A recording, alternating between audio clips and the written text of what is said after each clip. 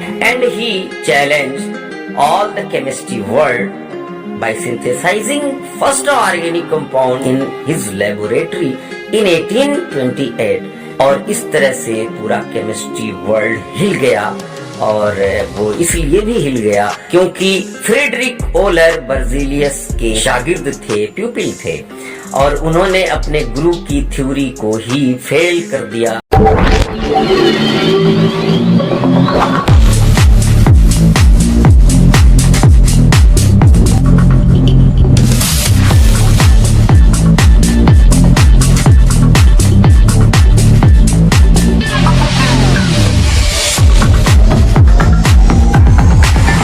Dear students, I am Akhtar sir and today I will teach you organic chemistry up to 10th standard, that is called carbon and its compound. What is difference between organic and inorganic compounds, and also what is difference between organic and inorganic chemistry? In 1780s, scientists have begun to differentiate between organic and inorganic compounds, and it was found the compounds of mineral origin were called as inorganic compounds and the compounds of living origin were referred as organic compounds, and a theory that is called vital force theory was given at that time, given by Berzelius. Berzelius is called as father of organic chemistry, and he proposed his theory, the vital force theory, and he said the organic compounds can only be synthesized in living organisms. This is called vital force theory. Vital force theory में ही बताया गया कि सारे के सारे organic compounds living organisms में पाए जाते हैं और वो कंपाउंड्स जो मिनरल ओरिजिन के होते हैं वो इनऑर्गेनिक कंपाउंड्स होते हैं, जो ओर्स में पाए जाते हैं, जो मिनरल्स में पाए जाते हैं वो इनऑर्गेनिक कंपाउंड्स होते हैं। बाद में in 1828 the pupil of Berzelius called as Friedrich Oehler, and in short he is also known as F. Oehler, pupil of Berzelius in 1828 synthesized first organic compounds called urea, NH2CO, NH2, urea by the reaction of potassium cyanate, KCNO, potassium cyanate plus NH4Cl called ammonium chloride, and when these were reacted together, NH4CNO and KCl were found. That is ammonium cyanate and potassium chloride were generated, and in his laboratory he further heated ammonium cyanate and he got NH2CO, NH2, that is called urea, the first organic compound of the world made by man, and he challenged all the chemistry world by synthesizing first organic compounds in his laboratory in 1828 और इस तरह से पूरा chemistry world हिल गया और वो इसलिए भी हिल गया क्योंकि फ्रेडरिक ओलर बर्जीलियस के शिष्य थे, शागिर्द थे, प्यूपिल थे और उन्होंने अपने गुरु की थ्योरी को ही फेल कर दिया और उन्होंने ये साबित किया कि नहीं, ऑर्गेनिक कंपाउंड्स को बनाया भी जा सकता है, जबकि बर्जीलियस ने कहा था कि ऑर्गेनिक कंपाउंड्स को बनाया नहीं जा सकता, वो सिर्फ लिविंग ऑर्गेनिजम्स में पाए जाते हैं, इसलिए उनका नाम ऑर्गेनिक पड़ गया था। ऑर्गेनिक कंपाउंड्स, ऑर्गेनिक मीन्स जो ऑर्गन से रिलेटेड होता है, जो लिविंग थिंग्स के, लिविंग ऑर्गेनिजम्स के ऑर्गन से रिलेटेड होता है, इसलिए उसको ऑर्गेनिक कंपाउंड्स का नाम दिया गया था और आज भी ऑर्गेनिक कंपाउंड ही कहा जाता है। लेकिन फ्रेडरिक ओलर ने यह साबित कर दिया कि ऑर्गेनिक कंपाउंड्स को बनाया भी जाता है। And after Friedrich Wohler various scientist like Hennell prepared C2H5OH, that is called ethyl alcohol, and in IUPAC system it was regarded as ethanol. And Berthelot synthesized methane gas. Kolbe synthesized acetic acid. In derived system it was renamed as vinegar, and in IUPAC system it is called as ethanoic acid. That is, you will study IUPAC nomenclature, IUPAC system of nomenclature, international union of pure and applied chemistry. सबका नाम आपको IUPAC system में ही जानना है, लेकिन उससे पहले कुछ और हम इंट्रोड्यूस कर रहे हैं ऑर्गेनिक केमिस्ट्री को। तो इस तरह से बच्चों ऑर्गेनिक कंपाउंड के बारे में ये जाना गया कि ये नहीं, ऑर्गेनिक कंपाउंड्स वो सारे का सारे कंपाउंड्स होंगे जिनमें एटलीस्ट एक कार्बन एटम होगा। And this was proved after some scientists that you have studied, you have observed after Friedrich Wohler. Friedrich Wohler के बाद बहुत सारे साइंटिस्ट आगे आए और उन्होंने काम किया, और ये बाद में पता लगा कि सारे के सारे ऐसे कंपाउंड्स जिनमें कार्बन एटम होगा उनको हम ऑर्गेनिक कंपाउंड कहेंगे। For example CH4, C2H6, C2H4 and other these type of compounds were regarded as organic compounds. It has been proved the compounds which contain carbon and hydrogen atom are called as organic compounds. तो ये अब पूरी तरह से आपके सामने CH4 में carbon भी है, हाइड्रोजन भी है, और ये कॉन्सेप्ट क्यों आया? After tetravalency of the carbon and after van't Hoff and Le Bel, Van 't Hoff and Liebel, ये दो साइंटिस्ट हैं जिन्होंने टेट्रावैलेंसी पर काम किया कार्बन की, और फिर ये बात सामने आई कि कार्बन में हाइड्रोजन भी होता है, तो हाइड्रोकार्बन को ही ऑर्गेनिक कंपाउंड कहा गया उस वक्त। देन अब डिफिनीशन कुछ और हो गई, पहले डिफिनीशन कुछ और थी, अब डिफिनीशन ये हो गई कि the compounds containing carbon and hydrogen atoms are called as organic compounds. After some time it has been observed CO2, CO3, two negative charge, and H2CO3 also contain carbon atom, इनमें भी carbon atom थे, तो इसलिए ये पूछा गया कि क्या ये भी ऑर्गेनिक होंगे या नहीं होंगे।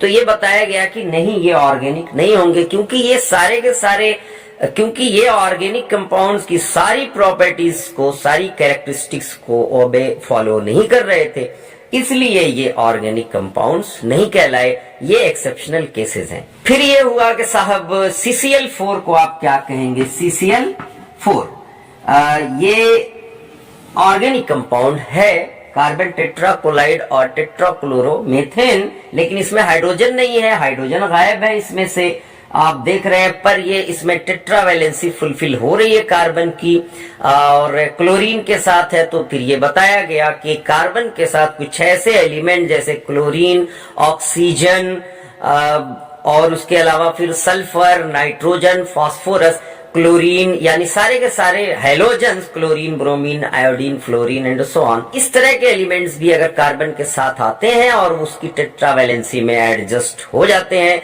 और इनकी प्रॉपर्टी कुछ ऑर्गेनिक से मिलती है, तो इनको भी ऑर्गेनिक कंपाउंड कहा गया। तो CCl4 को ऑर्गेनिक कंपाउंड कहा जाएगा, इनऑर्गेनिक कंपाउंड नहीं कहा जाएगा। कार्बन हैव एटॉमिक नंबर 6 और इसका इलेक्ट्रॉनिक कॉन्फ़िगरेशन हो जाएगा 2 and 4, और लास्ट में इसके 4 इलेक्ट्रॉन्स हैं, ये टेट्रावैलेंट कहलाएगा। 4 इलेक्ट्रॉन्स के साथ ये बॉन्ड बना सकता है। अब सवाल आता है कि क्या कार्बन 4 इलेक्ट्रॉन दे के बॉन्ड बनाता है या 4 इलेक्ट्रॉन लेके बॉन्ड बनाता है या फिर शेयरिंग से बनाता है? तो इसको आप जरा सा अच्छे से समझिए। कार्बन बहुत ही स्मॉल साइज है इसका, और इसमें 6 इलेक्ट्रॉन्स और 6 प्रोटॉन्स हैं, 6 इलेक्ट्रॉन्स एंड 6 प्रोटॉन्स। अब 6 इलेक्ट्रॉन्स और 6 प्रोटॉन्स, क्या इसमें से 4 इलेक्ट्रॉन को निकालना पॉसिबल है? अब सवाल यह कि क्यों निकालेगा या क्यों ऐड होगा। तो आपको पता है कि स्टेबल होने के लिए इनर्ट गैस और नोबल गैस कॉन्फ़िगरेशन पाने के लिए अगर सपोज दैट के कार्बन ने 4 इलेक्ट्रॉन अपना दे दिया तो ये एक नोबल गैस इलेक्ट्रॉनिक कॉन्फ़िगरेशन के बराबर हो जाएगा। और अगर मान लो इसमें 4 इलेक्ट्रॉन और ऐड हो जाएं तो 8 हो जाएगा, और 8 होने का मतलब है तब भी ये इनर्ट गैस और नोबल गैस कॉन्फ़िगरेशन के बराबर हो जाएगा। लेकिन ऐसा पॉसिबल इसलिए नहीं है, मतलब कार्बन में 4 इलेक्ट्रॉन का आना पॉसिबल नहीं है और 4 इलेक्ट्रॉन का पूरी तरह से निकल जाना भी पॉसिबल नहीं है। वो क्यों नहीं है, इसको आप जरा सा समझने की कोशिश कीजिए। कार्बन से 4 इलेक्ट्रॉन निकलने का मतलब ये है, अगर हम पहले रिलीज होने की बात करें तो अगर 4 इलेक्ट्रॉन रिलीज हो जाता है तो 2 इलेक्ट्रॉन बचता है, तो वो नोबल गैस कॉन्फ़िगरेशन के बराबर होता है। तो 4 इलेक्ट्रॉन निकालने के लिए इसकी आयोनाइजेशन इंथैल्पी बहुत ही हाई होनी चाहिए, यानी इसमें बहुत ज्यादा एनर्जी होनी चाहिए, तब ये 4 इलेक्ट्रॉन निकाल पाएगा। दूसरी बात यह है कि अगर सपोज दैट कि इसमें से 4 इलेक्ट्रॉन्स निकल गए, तो जब 4 इलेक्ट्रॉन्स निकल जाएंगे 6 में से, तो बचे 2 इलेक्ट्रॉन और इसमें 6 प्रोटॉन है। 6 प्रोटॉन और प्लस 2 इलेक्ट्रॉन, इनका कॉम्बिनेशन नहीं होगा। 6 प्रोटॉन्स और 2 इलेक्ट्रॉन का कॉम्बिनेशन नहीं होगा, क्योंकि अगर मान लीजिए कि 6 प्रोटॉन यहाँ पे हो जाए 1 2 3 4 5 एंड 6 और सिर्फ 2 ही इलेक्ट्रॉन यहाँ पे 2 नेगेटिव चार्ज हो, तो यहाँ पे एक्स्ट्रा आपके 4 पॉजिटिव चार्ज बच जाते हैं, 4 पॉजिटिव चार्जेस, जो कि बिल्कुल भी एटम के स्टेबलाइजेशन के लिए अच्छा नहीं है। तो इसलिए ऐसा नहीं होगा। और अगर 4 इलेक्ट्रॉन हम ऐड होने की बात करते हैं, 4 इलेक्ट्रॉन ऐड होने की, तो इसमें 6 प्रोटॉन पहले से थे और 6 इलेक्ट्रॉन भी पहले से थे, और 4 इलेक्ट्रॉन और अगर आ जाएं तो 6 और 4 कितना हो जाएगा 10, तो 10 इलेक्ट्रॉन हो जाएंगे। फिर उसके बाद 6 प्रोटॉन, तो 10 इलेक्ट्रॉन को 6 प्रोटॉन अच्छे से मैनेज नहीं कर पाएंगे, वहां पर भी वही बात है। तो इसलिए ये पूरी तरह से it can accept 4 electrons nor can give 4 electrons, पूरी तरह से 4 इलेक्ट्रॉन ने तो ले सकता है और ना ही ये दे सकता है। तो इसके पास रास्ता बचता है सीधा सीधा शेयरिंग का। तो कार्बन शेयरिंग के साथ अपना बॉन्ड्स बना सकता है। तो इसके सारे के सारे कंपाउंड्स कोवैलेंट होंगे, शेयरिंग पेयर से बने होंगे और इसका नेचर कोवैलेंट होगा। तो सारे के सारे ऑर्गेनिक कंपाउंड्स का जो नेचर होगा वो कोवैलेंट नेचर होगा। कार्बन हैज कैटिनेशन प्रॉपर्टी, इसके अंदर कैटिनेशन की प्रॉपर्टी होती है। कैटिनेशन की प्रॉपर्टी क्या होती है बच्चों?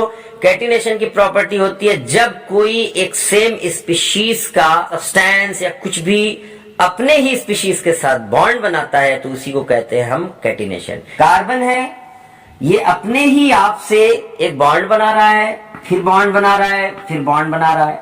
कभी सिंगल बॉन्ड बनाएगा, कभी डबल बॉन्ड बना रहा है, कभी ये ट्रिपल बॉन्ड भी बना रहा है, कभी सिंगल बना रहा है। तो इस प्रॉपर्टी को, इस खासियत को, इस एबिलिटी को कार्बन की हम क्या कहते हैं? कैटिनेशन। एक बार और सुन लीजिए, द प्रॉपर्टी और ability of carbon to bind with itself, अपने आप से ही बॉन्ड बनाने की एबिलिटी को ही हम क्या कहते हैं? कैटिनेशन कहते हैं। तो कार्बन के अंदर ये प्रॉपर्टी होती है, ये खासियत होती है। इसके पीछे बहुत रीजन है, इसको मैं डिटेल में एक्सप्लेन करूंगा, लेकिन आज थोड़ा सा बस कि कार्बन का जो साइज होता है वो मीडियम साइज है, न तो बहुत ही छोटा है और न ही बहुत बड़ा है। तो इसका साइज मीडियम है, इसके अंदर 4 इलेक्ट्रॉन्स हैं और ये अच्छे से हर किसी के साथ बॉन्ड बना सकता है। इस बेसिस पे कार्बन को हम वर्सेटाइल कहते हैं। तो एक और प्रॉपर्टी है कार्बन की कि इट हैज वर्सेटिलिटी, तो इसके अंदर वर्सेटाइल नेचर है, ये सबके साथ बॉन्ड बना सकता है और अपने ही एटम के साथ बॉन्ड बना सकता है, कई बार बना सकता है। इसकी साइज की वजह से, इसका साइज मीडियम होता है, इस वजह से ये बॉन्ड बना सकता है। बनाने को तो इसके साथ के जो और भी फैमिली मेंबर हैं इसके, जैसे सिलिकॉन है आपका, इसी का मेंबर है, तो वो भी बना सकता है, लेकिन वो बॉन्ड स्ट्रांग नहीं होता है क्योंकि उनका साइज बड़ा होता है। अब जैसे ही आप पीरियोडिक टेबल पढ़ेंगे, पीरियोडिक टेबल में चलेंगे, तो ऊपर से नीचे की तरफ जब हम चलते हैं, from top to bottom in a group, size increases, size बढ़ता जाता है। जब साइज बढ़ता है तो बॉन्ड वीकेन होता चला जाता है। इसलिए कार्बन का जो मामला है, कार्बन का मामला, वो उसके अंदर बॉन्ड बहुत ही स्ट्रांग होते हैं, और क्योंकि उसका साइज छोटा होता है, और इतना भी नहीं छोटा होता है कि जैसे कि और भी एलिमेंट्स होते हैं, तो वो अपने बहुत छोटे साइज की वजह से इस तरह से बॉन्ड नहीं बना सकते। और बहुत सारे एलिमेंट्स ऐसे हैं जो बहुत बड़े साइज होने की वजह से नहीं बना सकते, या बनाते हैं तो अनस्टेबल रह जाते हैं। कार्बन मीडियम साइज वाला एटम है या एलिमेंट है, इसलिए इसके अंदर जो बॉन्डिंग होती है वो स्ट्रांग हो जाती है, और बॉन्ड पे बॉन्ड बनते चले जाते हैं। और इस क्राइटेरिया की बेसिस पर कार्बन के कंपाउंड 6 मिलियन से भी ज्यादा पाए गए हैं इस वर्ल्ड में, और इनऑर्गेनिक कंपाउंड सिर्फ 1 लाख तक पाए गए हैं। तो इसकी बहुत सारी प्रॉपर्टी हैं, जिसकी वजह से हम ये कह सकते हैं कि कार्बन के बहुत सारे कंपाउंड्स पाए गए हैं, मतलब ओवर 6 मिलियन कंपाउंड्स। तो अब आप सोच सकते हैं, बहुत सारे रीजन है, मल्टीपल बॉन्डिंग्स होती हैं, वर्सेटाइल नेचर है इसका, कैटिनेशन की प्रॉपर्टी है, आइसोमेराइज्म है इसमें, इसलिए ये सब मिला करके ये देखा गया है कि कार्बन के बहुत सारे कंपाउंड्स हैं। तो ये रहा बच्चों एक ब्रीफ इंट्रोडक्शन कार्बन के कंपाउंड्स के बारे में, कार्बन के बारे में। और इसके बाद अभी बहुत कुछ है, अभी तो शुरुआत है ऑर्गेनिक केमिस्ट्री की। हम इसके आगे के सिलेबस को एक्सप्लेन करते रहेंगे, लेकिन तब तक के लिए अख्तर सर को दीजिए इजाजत।